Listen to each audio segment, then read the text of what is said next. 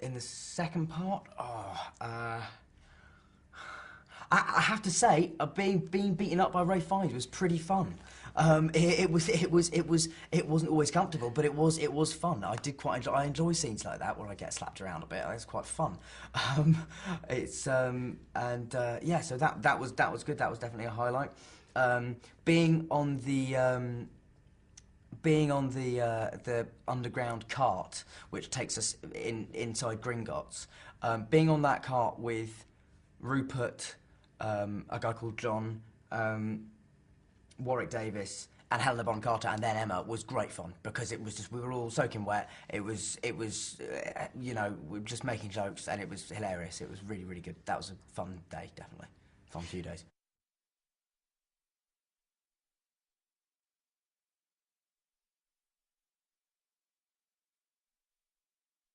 Weirdly enough, the most emotional shot of the film was probably the last one, which was not an emotional scene, but it was a scene where literally, it was a shot of me jumping into a fireplace at the end of the Ministry of Magic chase scene, and then after that, that was our last shot in the film, and so that was how we ended it. I think the other emotional scene in this film is the one that I've been most looking forward to as well, was the scene where I walk into the forest and suddenly I see my parents and Sirius and Lupin standing in front of me, and that was an emotional scene, also because Gary came back for it, and you know, and also because, you know, Adrian and Geraldine, who play my parents, are wonderful, and I'm in a way, personally, why I'm so sad they died is that I would have loved to act more with them.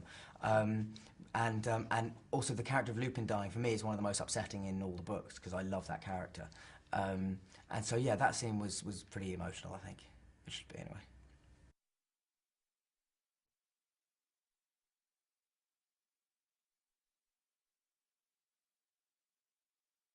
Fight for your life, I suppose, would be one of the main themes. It's a battle to save Hogwarts. It's a battle to survive.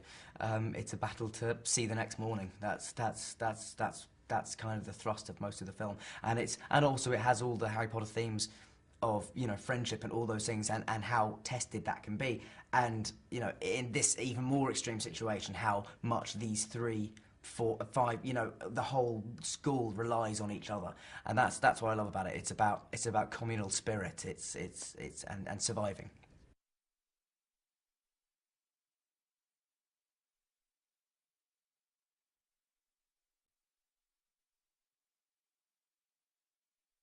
I like to think it has in some ways. Certainly for fantasy films, I think we've you know, us and Lord of the Rings. I think you know, we obviously came out around the same time, and they were at that stage sort of designed for a much older audience, you might say. But yeah, I mean, I certainly think we've set a very high standard, because we've had fantastic directors, and we've also shown that we're not afraid of taking it in a direction that wouldn't necessarily be expected. You know, I don't think many people expected either Alfonso Cuarón or David Yates to be names in the hat for any Harry Potter films.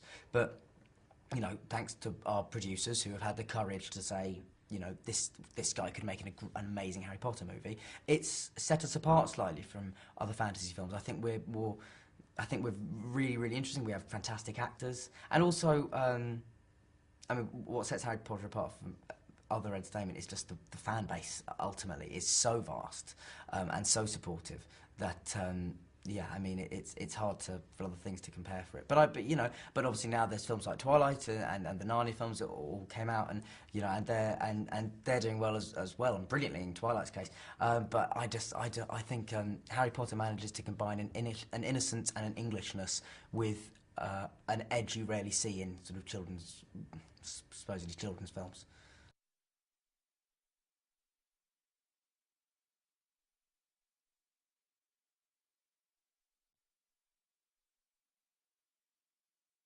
It was no, it was quite sad, but it was, I think, more than letting ourselves be soppy and nostalgic about it. I think we just used the pressure we felt, because we knew it was the last one, to spur us on to try and make it the best one we could.